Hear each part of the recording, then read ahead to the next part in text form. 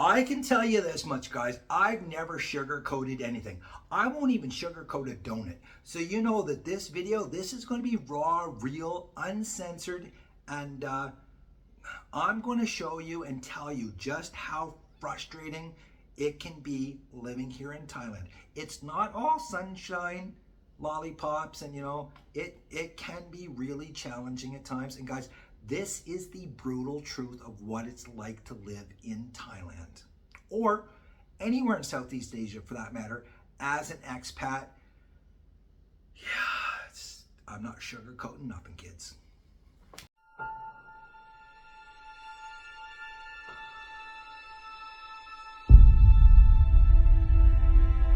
Why, hello there, guys, and welcome back to not only surviving but thriving while trying not to go absolutely insane through the frustrating experience of being a guy living in Thailand. Yes, I know I'm talking as a guy because I'm a guy. With the exception of those late Tuesday nights where I get all dressed up. Nah, never mind, you don't need to know about that.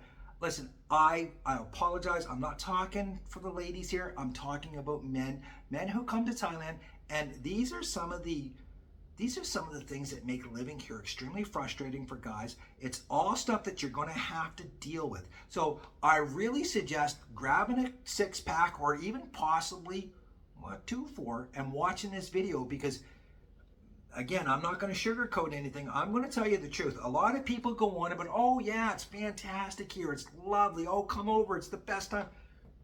It is wonderful here. No question at all. It's also stressful. It's frustrating. There's things that are going to piss you off beyond belief. Both guys and girls. Girls, mix a mimosa, sit down, watch this, and yeah, understand that living in Thailand is going to be challenging, frustrating. It's still paradise, though. Here are the things that annoy the enemy and will probably get to you as well. Now, here's something a lot of guys don't want to hear or even talk about, but let me just say that your equipment, it's not going to last as long as it used to. Now, guys, I'm not talking about, fixing something with a tiny blue pill. No, I'm actually talking about your actual real equipment, your electronics, stuff like this. It's not going to last as long here, especially down on Phuket, these tropical islands where the heat, the humidity, the dampness, everything plays into affecting your electronics. I know this for a fact. Listen, I've had to replace stuff that I never thought I'd have to replace because of the dampness, the rain, stuff like this. Rainy season is a real phenomenon here, and it rains and rains and rains. And a lot of the guys that I have talked to, they have these huge frustrations with their equipment just not lasting like it used to. And it's, goes both ways, quite honestly. And along with that, guys, I'm going to tell you something. A lot of the stuff that you want to buy is more expensive than you think here. Yes, living here is incredibly cheap. The food is, certain services, certain services are for sure. Accommodation, stuff like this. These are all things that make the cost of living here really cheap. But if you have to replace a laptop, a phone, a camera, it's every bit as expensive as it is back home, if not more, because most of the goods that are coming into Thailand have these crazy taxes and duties on them. Like a car, I believe there's a 300% duty, if not 400% duty, on cars that are brought into Thailand, not manufactured here. So simple things that you take for granted where, it's kind of cheap to buy a Honda Civic. It's not cheap to buy a Honda Civic here, mate. It's about $80,000 US for a Honda Civic, okay? So keep that in mind that, your equipment's not going to last as long as it used to. And if you have to replace that equipment, it's not just the cost of a little blue pill. You are going to pay lots in taxes and duties, and it will shock you when you go to the mall and see just how expensive it is to buy some of these things. It's quite shocking. So that is one of those things, that people don't think about, but I can tell you, it does frustrate the out of you, especially if you have to replace something that, is only 1 or 2 years old that should have lasted several years, but because of the climate here, yeah, it can be a huge pain in the ass. And that is actually the perfect segue into this segment because I'm going to talk to you about bugs. Bugs in your room, bugs everywhere. Listen, it is so strange. I've had to call my brother, who's an IT specialist. At least I call him an IT specialist. He calls himself an idiot, but you're kind of both, Stephen.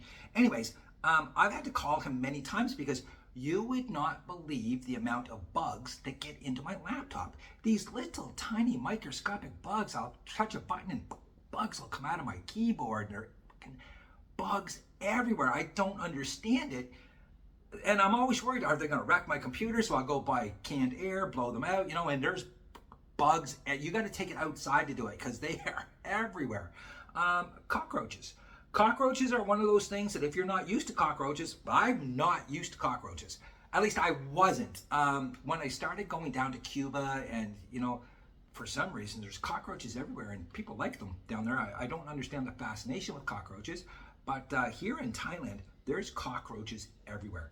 And it doesn't matter if you're staying in a $10 hostel or a $5,000 villa. You are going to find cockroaches. That's just the way it is.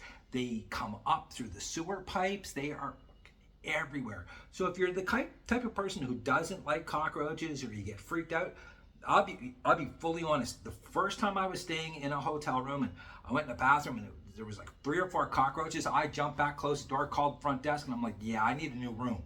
They gave me a new room. Then they explained to me the next day that, listen, you're just going to get cockroaches. So they told me how to stop them. Didn't help.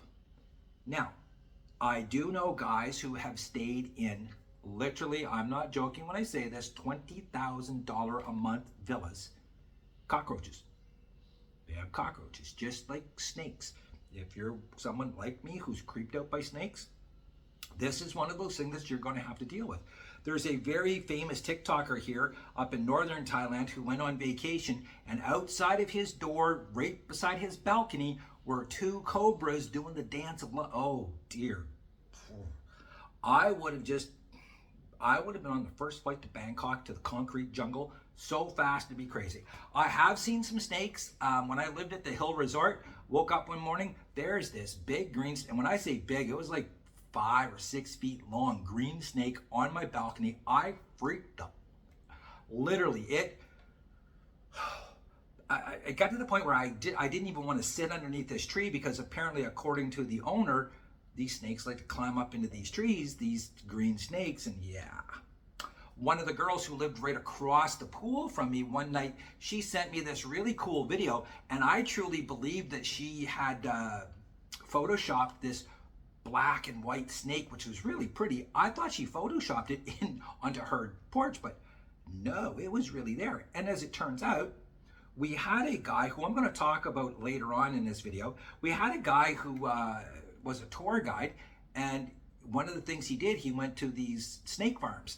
He got telling us that it's an unbelievably poisonous, deadly snake. So snakes, bugs, cockroaches, spiders that are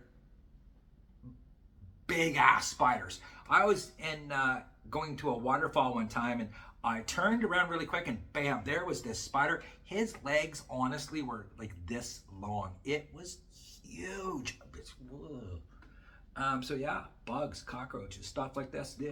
These are things that you're going to have to deal with here on a daily basis. And I know there's going to be people go, oh, that's because you're living in a shithole. No, I'm telling you, I know guys in $20,000 a month villas who have to deal with cockroaches. I know guys have to deal with snakes in $20,000 a month villas. Believe me, it's one of the things you're going to have to deal with living here in the kingdom. It's a wild kingdom, guys, let me tell you. It truly is, yeah.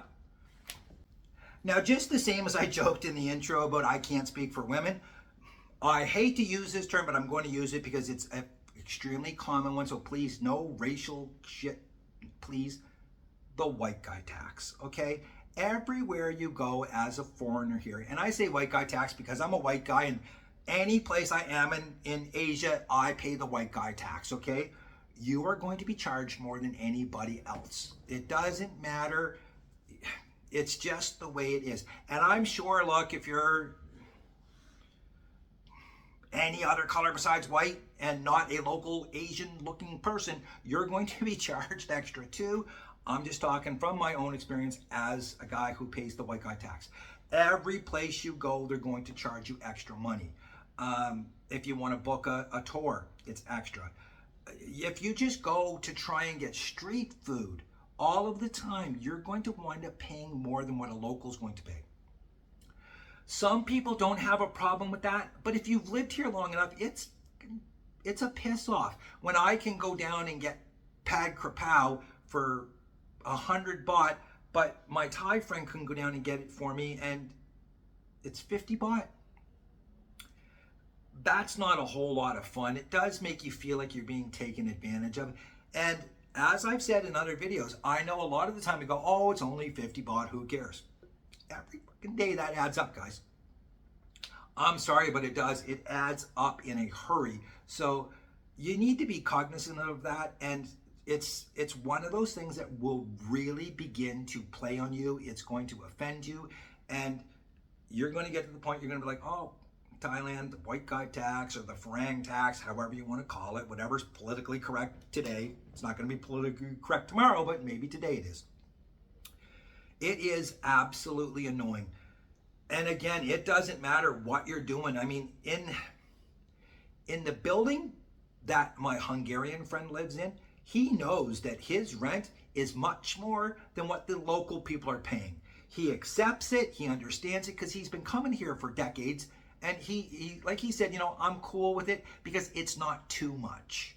But a lot of the times, you know, you'll go someplace and as soon as they see that you're a foreigner, they jack the price up like crazy. In Vietnam, I really suffered from that. And it's one of the reasons why I gave up on my Vietnam dream of buying a bike in Ho Chi Minh City and driving up to Hanoi, because every single bike I went to look at, all of a sudden it was sold, even though they got the same bike sitting there. They go, oh, no, this isn't the same one. This is a different one, but it's much, much better. And every time it was double the price. Once they saw I was a foreigner, automatically double the price. And it doesn't matter. You go down to the beach, you try to book like a long-tailed riverboat here in Patong, and they want 5,000 baht. But my Thai friends can go down and book the same boat, and it's 1,500 baht. And again, I know people are going to go, oh, well, you know, you're just trying. It will piss you off, okay? The only thing I will say about the two-tier pricing system is for certain things. National parks. National parks, we as foreigners, we pay money to get in, whereas the locals, it's either free or it's so small it's not funny. And I will admit, I do agree with that, and here's why. I think if you're a local person who wants to go and experience something such as a national park, a museum, and stuff like that, it should be free for anyone who is local. Back in New Brunswick, we have something extremely famous called the Hopewell Rocks, okay? It's where the highest tides in the world are, and it's quite beautiful. But to go there is fairly expensive, okay? There's a lot of tourists who come from, you know, all over to see the Hopewell Rocks. And as a local person, a New Brunswicker, I think it should be free for me to go, but it's not. And I can tell you this much, a lot of the people who live in New Brunswick, where I'm from, they can't afford to go to the Hopewell Rocks, okay? It's the same as in Thailand. A lot of the local people, they don't have 200 baht to enter a national park just to walk through it. So if they can get in for 20 baht or for free, it makes sense. But for me as a tourist, going there to see it as a tourist, I have no problem paying my 200 baht because I know that that money goes to help maintain the park and stuff like this. To me, I don't have a problem with that. What I have a problem with is when I go to buy something or go to get a service, I get automatically, they try to take advantage of me. And I do find that frustrating. And again, I know a lot of people are going to be like, oh, it's only a few dollars. A few dollars adds up in a hurry, and you will feel like you're getting without putting on any makeup or getting a reach around or anything like that. So believe me, it's one of those things that will frustrate the out of you living here. Getting around can be frustrating, okay? Quick pro tip, if you're in Bangkok or any other city where the taxis have meters, and I believe almost every single taxi here in Thailand has a meter, you can you can demand that the taxi driver puts you on meter. A lot of the time when you're in Bangkok and you ask a taxi driver to take you somewhere, they're automatically going to throw a price at you, and it is scandalous. It's nuts how much it is. Usually honestly, it's 5 to 10 times how much it's really going to cost. You're going to stand there, you're going to argue, you're going to negotiate back and forth, and you're going to get it down to like half of what he told you, which is typically 2 to 3 or 5 times more than what it should be. Demand that they put you on meter, okay? You're going to save a lot of money, a lot of aggravation, and believe me, you will get aggravated to the point that you'll almost hate going to Bangkok because of the taxi drivers. I'm going to tell you something. A lot of people I talk to have this exact same problem, the same gripe, the same hatred towards Bangkok that I have because of the taxi drivers. Also, traffic. Traffic can be very frustrating, and it's one of those things that you have to get used to living here. You have to get used to traffic, and if you're going to be driving a motorbike or a car, if you're from a country besides like the UK or, you got to get used to driving on the opposite side of the road, which for a lot of people, for some strange reason, is really difficult to handle. I'm not sure how they can't get it. I really don't understand how they can't. I would think that self-preservation would kick in and they'd be like, oh, oncoming traffic, head on, I should get on the other side of the road. No, there's a lot of people who are too dumb to figure that one out.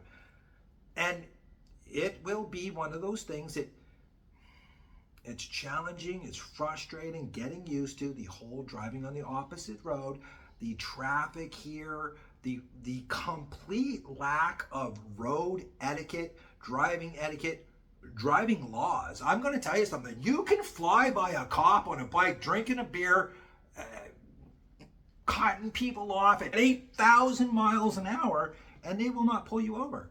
But if you're just driving on the road, don't have your helmet on, don't have your wallet with you, you forgot your license at home, they're going to hit you with a spot check every freaking time, and you're going to get a fine, 1,000 to 2,000 baht. It's just going to happen. So yeah, one of the things that's really frustrating is the fact that the traffic is brutal, the traffic is crazy, it is dangerous beyond belief. There's like 27,000 people who die here every year on motorbikes and stuff. It's one of the most dangerous places in the world to drive. There's no etiquette, there's no rules. It definitely seems like there's no rules. I will tell you this much. After living here for 3+ years, there is no possible way I could drive a motorbike back in Canada. I would be arrested or shot. I would be that guy that they've got the helicopter hovering over. I'm on the 6 o'clock news. Idiot on a bike, wild Jason. Because I'd be up on the sidewalk. Here it's insane. And I'll tell you something, it will drive you crazy if you're one of the people that let it drive you crazy. Me, on the other hand, I embrace it. I love that walking alongside that is driving here. But I know lots of guys who hate it. They bitch, moan, complain about it all the time. And it kind of kills the experience for them. Whereas for me, it's just one of those things I roll with. I love it. But I can understand how other people would find it, again, frustrating as. Now, I realize a lot of the time I make fun of this and I tell people not to worry about it, not to complain about it, how easy it is. The visa situations and the 90-day check-ins that you have to do, or the, renewing your visa, etc., etc. Again, I find it really easy. For me, it's not a problem. But there have been times I've gone to immigration and it's been a complete pain in the ass, all right? And I fully understand how people who are here on the retirement visas and stuff, how it would upset them having to go every single 90 days to check in, especially dealing with the people at immigration, because you don't know how much of the guy before you was. These poor people at immigration, the guys that are there working, a lot of them who help you get your documents in order are actually volunteers. They're not getting paid, they're there to volunteer. And you'll find people who speak 4, 5, 6 different languages helping people as volunteers, and people treat them like. So, at the end of the day, usually they have a pretty sour attitude. Pro tip, if you're going to immigration, go first thing in the morning, because usually they haven't been used and abused to the point where they hate everybody and everything. So yeah, the visa situation, it can be frustrating, no question at all. I get it for sure. But again, I'm one of those guys that I kind of embrace going to immigration because it's something I have to do. And I always go first thing in the morning so that I get a really cheerful, not only volunteer, but immigration agent who, hasn't been treated like shit all day long and is typically pretty damn nice to me, stamps my stuff, and away I go. But yeah, if you're someone who lacks patience, and I do lack patience, believe me, patience is not a virtue that I was gifted. You will find it frustrating, no question at all. Now, I know it sounds like I'm making a joke of all of these things, and really I kind of am. I know it's not a satirical video because I'm actually being honest and truthful about, the hardships, the stuff that you're going to have to deal with. But here's one that's actually really serious, okay? Especially if you are from North America, because, you're pretty much halfway around the world. At least I know that I am, where I'm from the east coast of Canada. If you're from the west coast, it's obviously not as bad. But if something happens back home, you're a long ways away. And the best example I can give, I'm going to get extremely personal here, so bear with me. When my mom died, okay? My mom died, sadly enough, on the 28th of November, okay? 2 days after her birthday. I couldn't make it back home for the funeral. And I know what a lot of people are thinking, oh, you cheap bastard.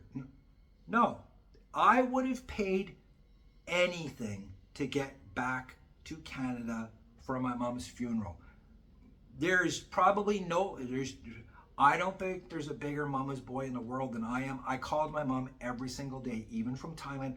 I would be out doing crazy motorcycle tours and I'd pull over to call my mom to make sure my mom was okay. So it had nothing to do with the cost. What it had to do with is this, okay? And again, I'm a little upset about one of my brothers for this. He scheduled the funeral like 4 days after my mom died, okay? And I understand how he didn't want to have to prolong it and drag it, but I'm 15,000 kilometers away, okay?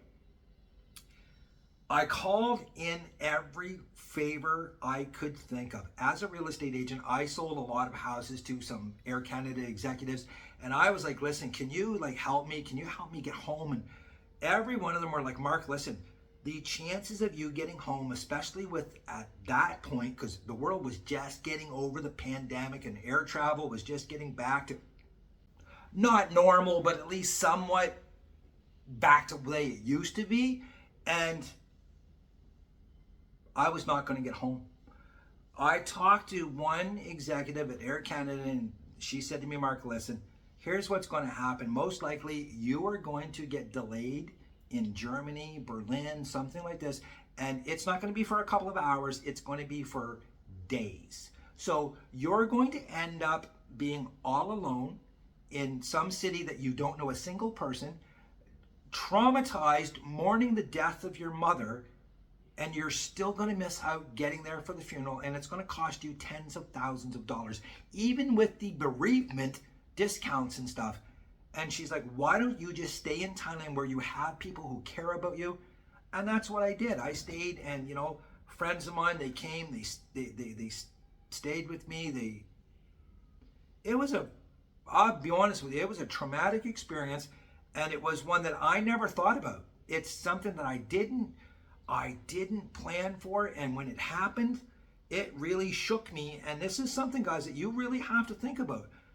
If you're coming over here and something happens to a family member, a loved one back home, how long is it going to take you to get there? And again, this has nothing to do with having money, guys, okay? It has to do with logistics. It has to do with flights. And it's a lot of this stuff that, unless you're a multi-millionaire beyond and you can schedule private jets, and let's be honest, there's very few of them out there in the world, okay?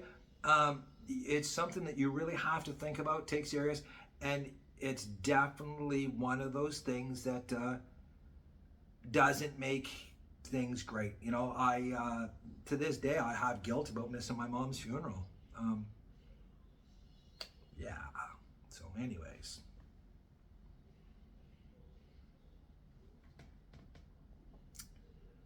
yeah, I have guilt. Now, not only are you thousands and thousands of miles away, you are many, many different time zones removed from back home, okay? Especially me, I am right now 12 hours exactly from my home.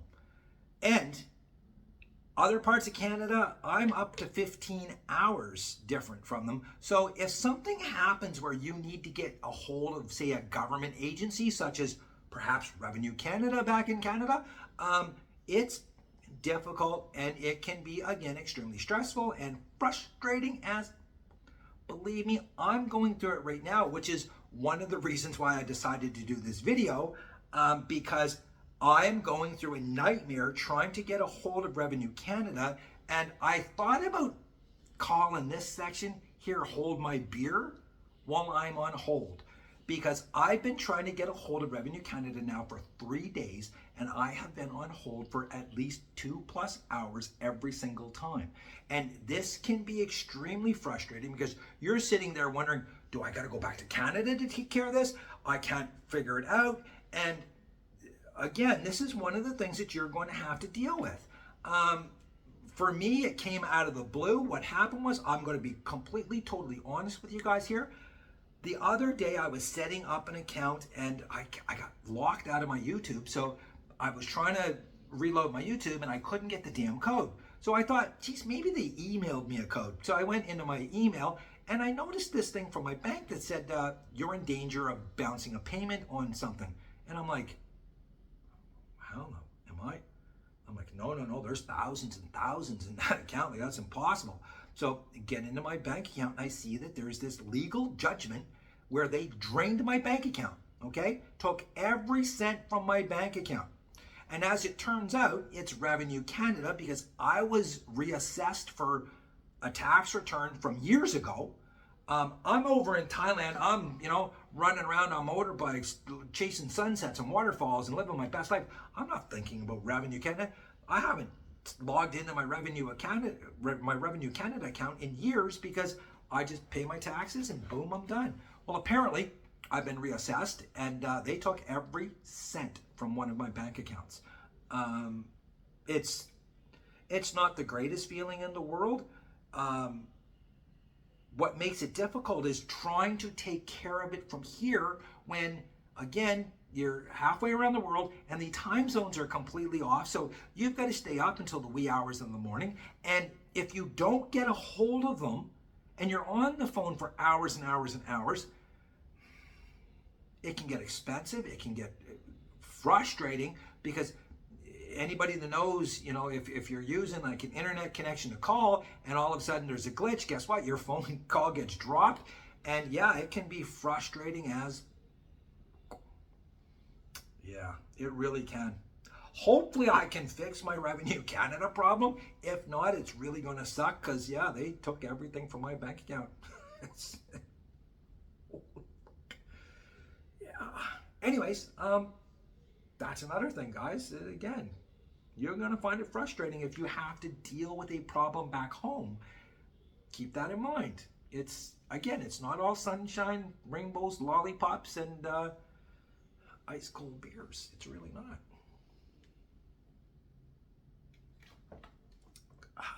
Damn, that's good. Okay, so please understand this. By no means am I throwing myself a pity party. I'm not looking for sympathy. I'm not looking for anyone to go, oh, poor you, blah. You will get lonely. Even I get lonely from time to time, and I chose this life specifically. And I do get lonely from time to time. When my mom passed away, I kind of got pissed off at both of my brothers because it just felt like they could have reached out and said to me, hey man, how are you doing? And they didn't. And it bothered me a lot at the time. And one of my brothers actually said, well, you're the one that chose to move halfway around the world. And I'm like, yeah, but couldn't you just fucking send me a text message to say, hey man, are you okay? You're going to get lonely. It's going to happen. It doesn't matter how sociable you are. It doesn't matter if you're a lone wolf. Guys, you're going to get lonely. It will happen. you're going to struggle making friends, because after you've been here a certain period of time, you're going to start wondering, can I trust? Because it will seem like every single person's going to try and scam you, which again, I'm going to get to in a little bit here. Not only that, a lot of people here are so nomadic that you will start to develop a friendship with someone, you'll get along with that person really well, you'll enjoy their company, and next thing you know, they're just gone. This happened to me. I had this really cool guy who lived beside me at Hill Resort.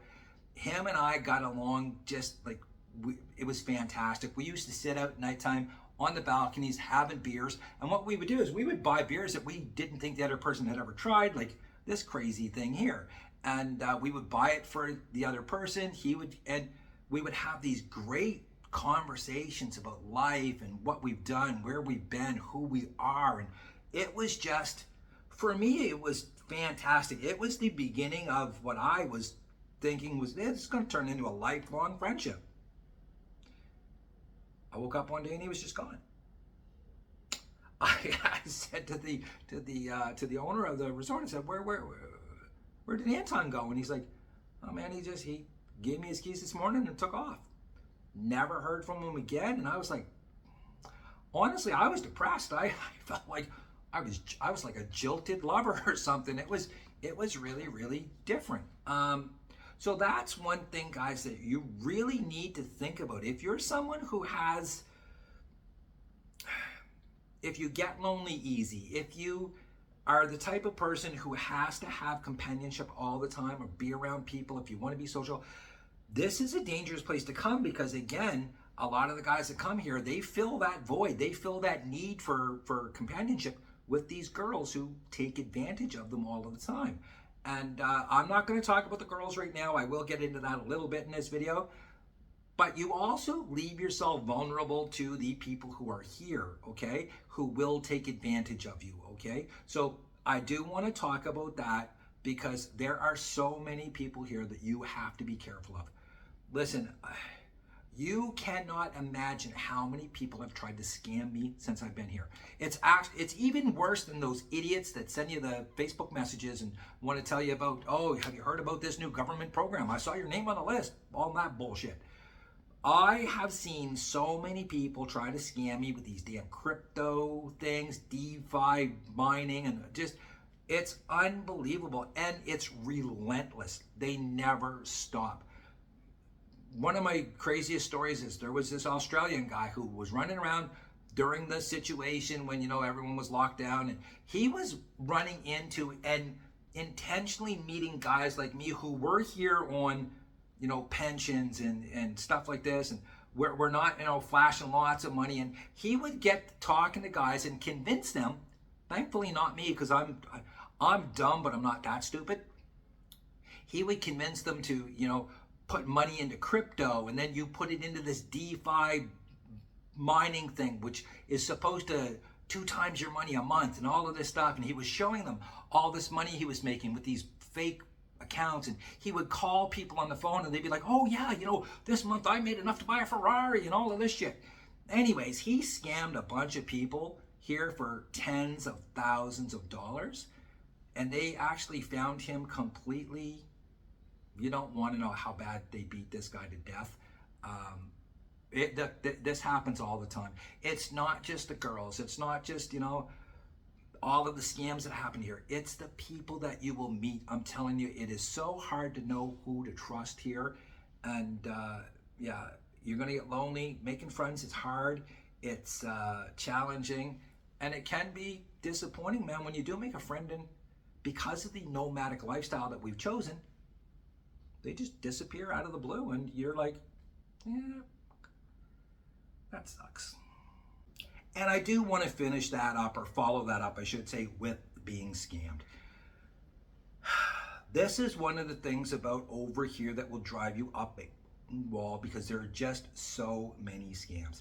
Every single place you go, doesn't matter what city, you are going to find somebody eventually who is going to scam you. In Bangkok, let's face it, a lot of the time it's the tuk-tuk drivers. They'll offer you a tour around the city. A lot of times it's free, they'll tell you. It's never free, guys, trust me. Or they'll say, you know, for 100 baht, they'll take you all around to all these temples. By the time you're done, you could be 5,000-6,000 baht in the hole. You could feel completely unsafe. You could get into a spot where you're pretty much pressured to spend money that you don't want to spend. Some of the tuk-tuk scams, guys, in Bangkok can be dangerous. So if someone ever offers you a tour around Bangkok in a tuk-tuk, just tell them no. Typically, they're always outside of the temples where the tourists go. They're in Nana Plaza a lot. Be very, very leery of the tuk-tuk drivers in Bangkok. And again, guys, there's just scams every single place you go. You have to be so careful, and it can be draining on you mentally to think that everywhere you go you're going to get scammed.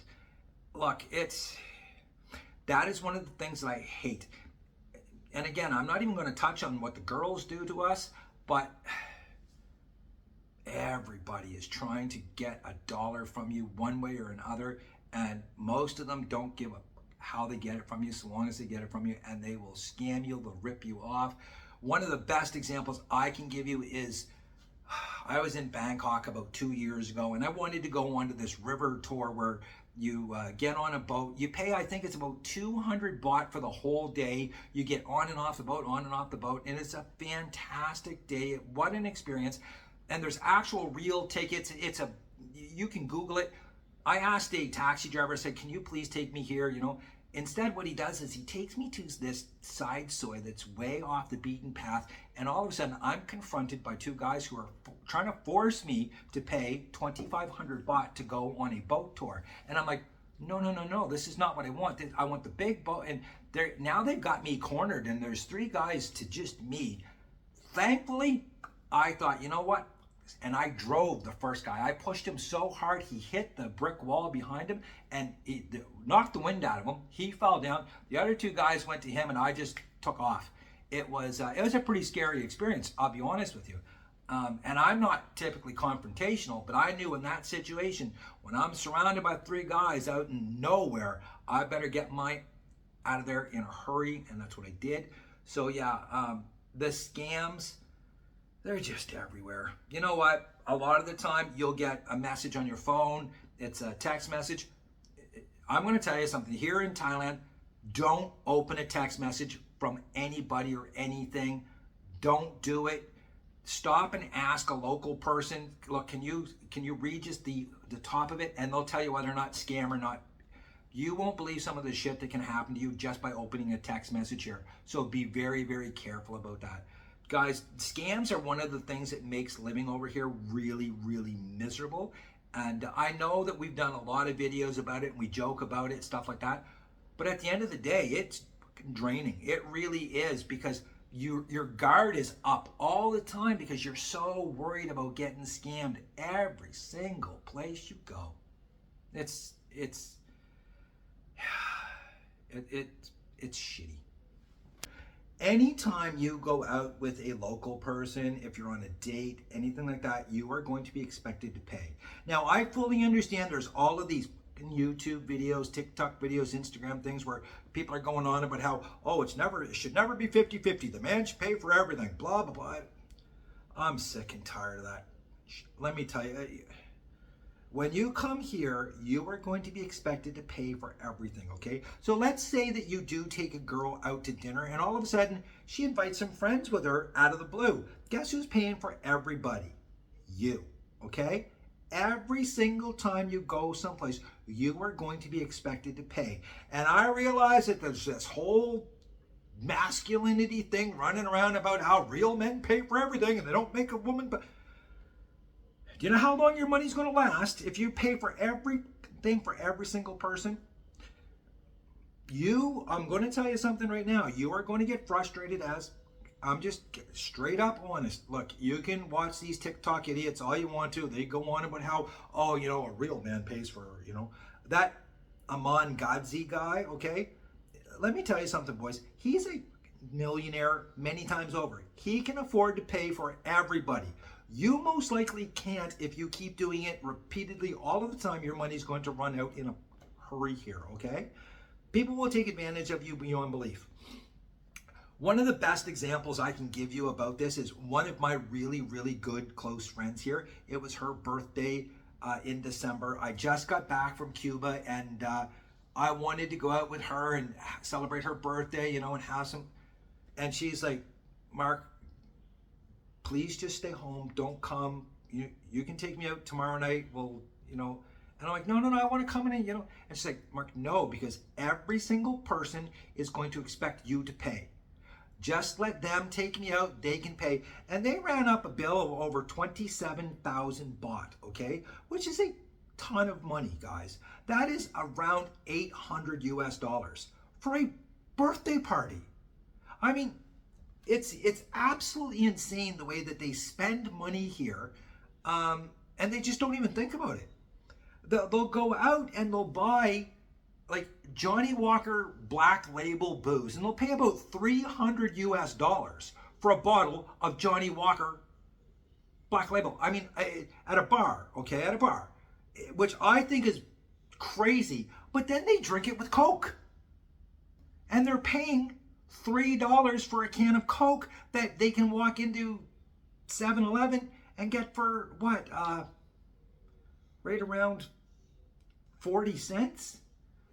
It's just insane. And every place you go, if you are the foreigner, the expat, whatever, everyone's just going to expect you to pay.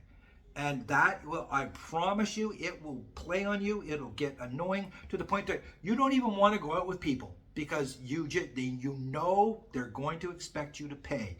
And that's one of the best examples is that damn birthday, because had I have gone, I would have had to foot the whole 27,000 baht bill because they would have just naturally expected me to pay. So that's one of those things that'll drive you nuts. And it doesn't matter if the people you go out with have jobs, they're still going to expect you to pay because they just naturally assume that you're going to pay. And they'll sit there and wait.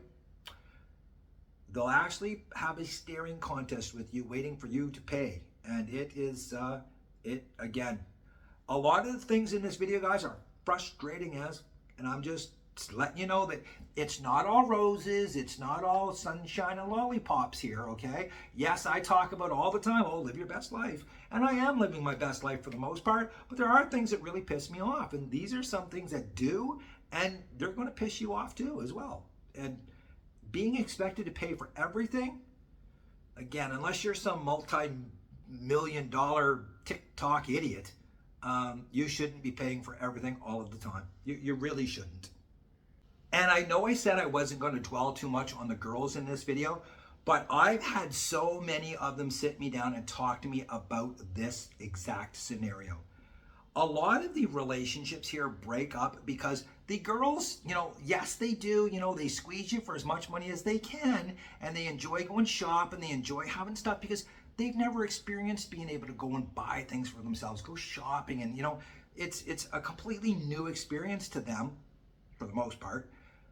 But I've had so many of them talk to me and say, you know what, Mark, what kills the relationship is the guys get so frustrated over time because our families won't stop pushing us to ask him for money.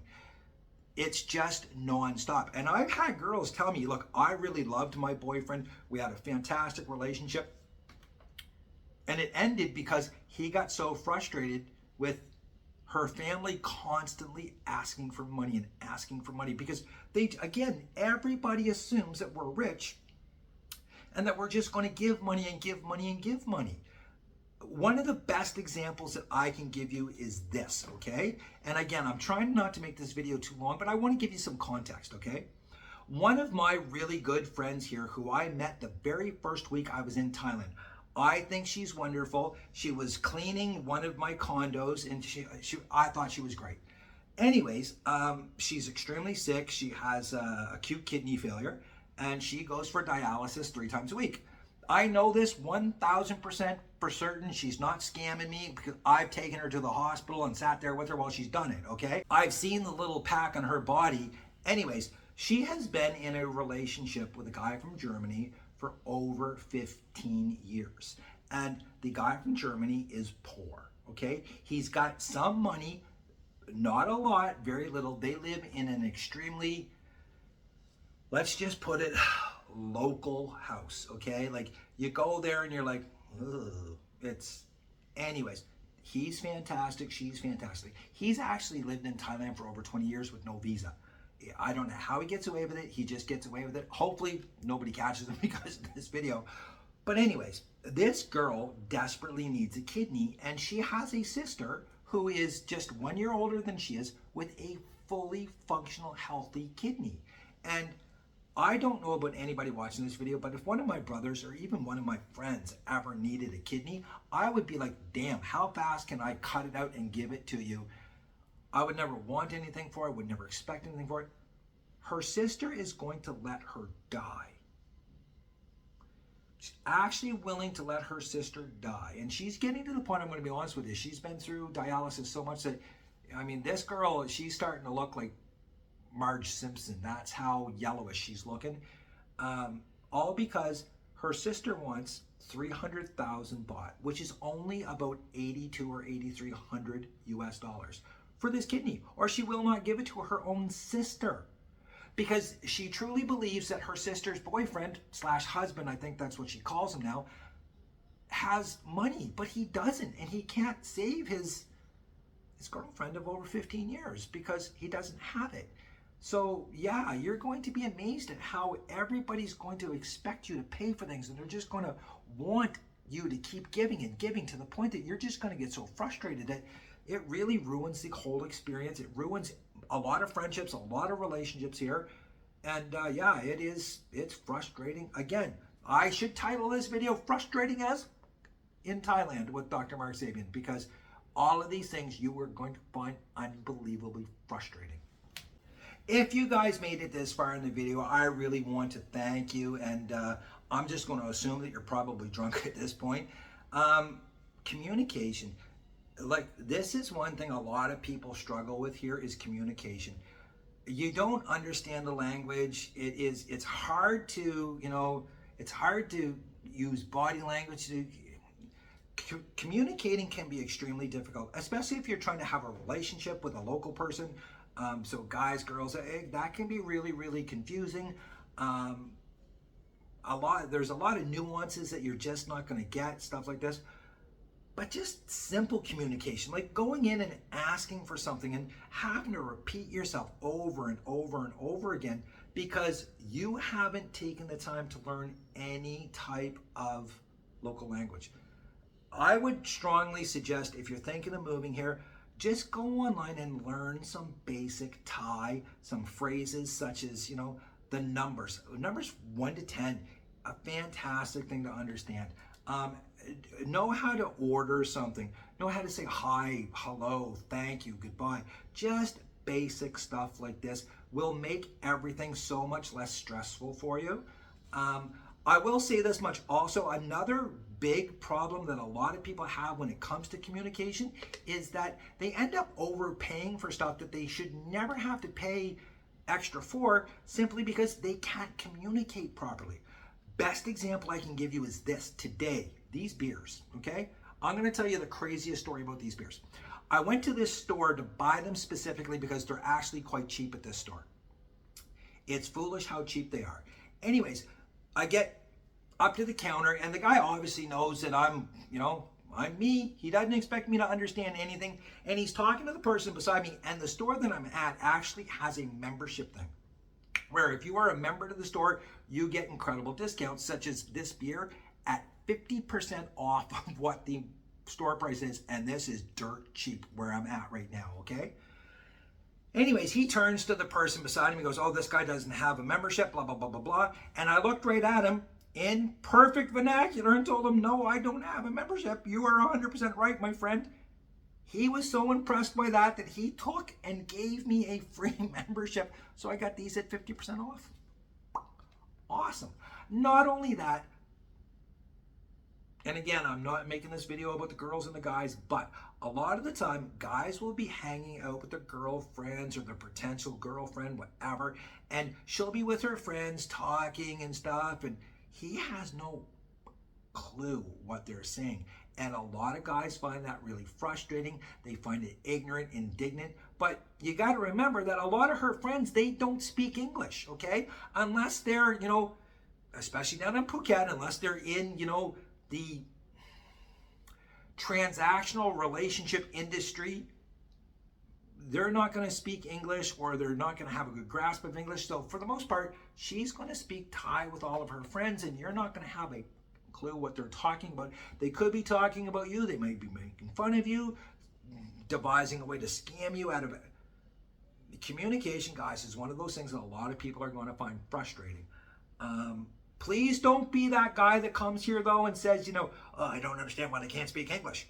You can learn to speak Thai every bit as easy as they can learn to speak English, okay? Keep that in mind. Be classy, boys, okay? You can be frustrated but stay classy at all times. And guys, that's the end of this video. Again, if you made it this far, I really appreciate it. I am living my best life. Is it perfect? No, it's not perfect. I'm not perfect. Living in Thailand's not perfect. But I can tell you this much. It is 1,000 times better than the life I was living, dying a little bit every single day back in Canada. And I can really say that today with my Revenue Canada problems. Anyways, guys, again, listen, I'm living my best life, and that's all I want for you guys. If you're not living your best life, find out what you need to do today, and realize this. All of these things that will frustrate the out of you here, they're worth putting up with to be here in positively perfect Phuket, Thailand. Till next time, guys, cheers. Have a blessed day, and remember, be kind to each other. It's so damn easy to be kind.